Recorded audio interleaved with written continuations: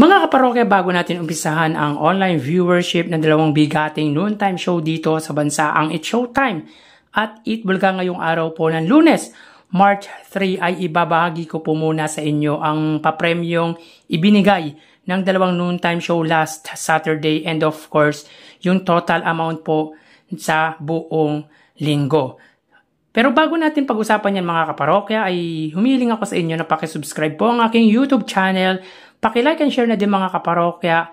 Maraming salamat po. So umpisan po natin mga kaparokya sa highest views na nakuha po ng dalawang noontime show last Saturday. So makikita natin dito mga kaparokya na ang It's Showtime po ay may 140,000 views. Ito po ay nakuha nila sa ganap na 2:16 PM. So last Saturday po ay ang grand finals ng Sexy Babe kung saan ang nagwagi or naka-uwi po ng corona ay ang Sexy Babe na si Zea Nestle Pala. Ang Eat Bulaga naman po mga kaparokya ay may 118,000 views. Ito po ay nakuha sa ganap na 1:29 PM. Ito po yung birthday party celebration po ni Maine Mendoza sa Eat Bulaga. So dito makita po natin na angat po pagdating sa views or sa highest views ang noontime show ni na Vice Ganda na It's Showtime. Pero kung titignan po natin ay hindi po siya ganun kataas unlike po nung grand finals ng Tawag ng Tanghalan last January 18 kung saan nakakuha po ito ng 193,000 views. So again, dito ay angat po ang It's Showtime pagdating sa highest viewership last Saturday. So mapunta naman po tayo sa prizes given na ibinahagi ng dalawang noontime show last Saturday. Pero quick recap lang po tayo mga kaparokya in a 5 days episode from Monday to Friday mula February 24 to February 28. Sila po ay may total na 1,323,500 pesos kung saan ang 225,000 pesos dito ay sa It's Showtime at ang 1,098,500 naman po ay sa Eat Bulaga. So mapunta naman po tayo para sa araw ng Sabado, March 1. So dito makita po natin mga kaparokya na ang It's Showtime po ay may 625,000 pesos at ang Eat Bulaga naman po ay may 134,000 pesos. So ang 625,000 pesos ay sa Sexy Babe dahil po grand finals po ng nasabing segment ng It's Showtime. Samantalang ang Eat Bulaga naman po 88,000 mula sa Sugod Bahay segment, 44,000 naman po sa Gimme 5 at 10,000 naman po sa Pera Fee segment. So that day mga kaparokya ay may combined prizes po sila na 779,000 pesos.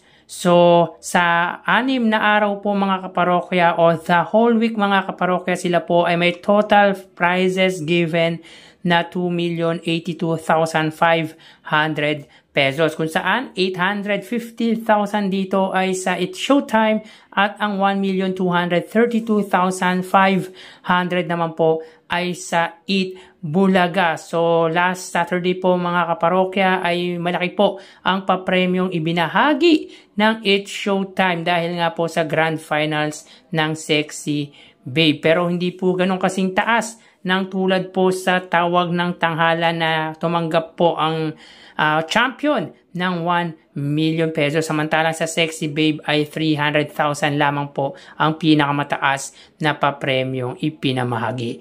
Anyway mga kaparokya, dito sa 6 na araw ay nakapamahagi po ng 2 million pesos ang dalawang bigating noontime show. So tara ating alamin ang online viewership ng dalawang bigating noontime shows. Para sa Eat Bulaga, under TVJ Facebook page na may 3 million followers at sa It's Showtime naman po na may 18 million followers. So sa oras na 1:44 PM, ang It's Showtime po ay may kasalukuyang segment na Hide and Sing. Samantalang ang Eat Bulaga naman po ay Gimme 5. So happy birthday muna kay Maine Mendoza mga kaparokya.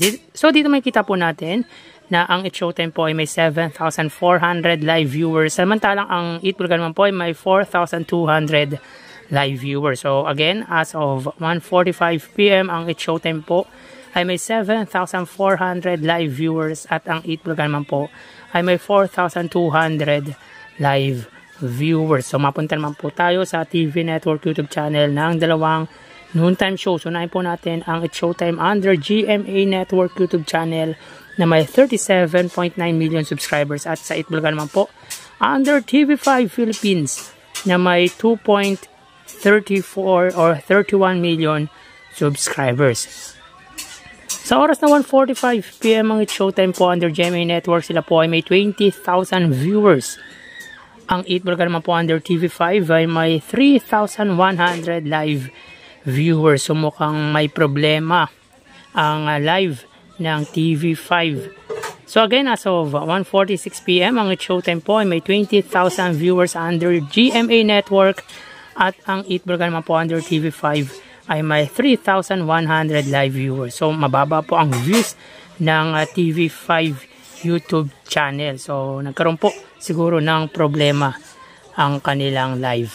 So mapunta naman po tayo sa main YouTube channel ng dalawang noontime show. Unahin po natin ang It's Showtime under ABS-CBN It's Showtime na may 2.53 million subscribers, at sa Itbulaga naman po under Itbulaga TVJ YouTube channel na may 2.34 million or 1.34 million subscribers. So sa oras na 1:46 PM ang It's Showtime, sila po ay may 96,000 viewers.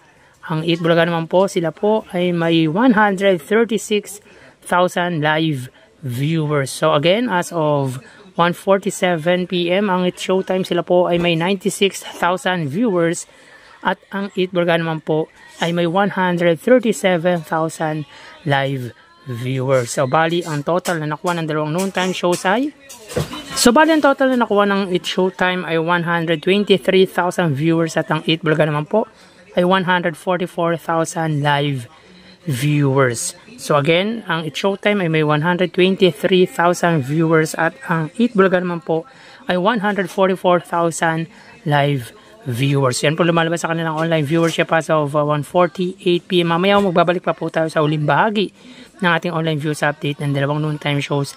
Magpapaalam po muna pansamantala, mag-iingat po tayo. Thank you and God bless.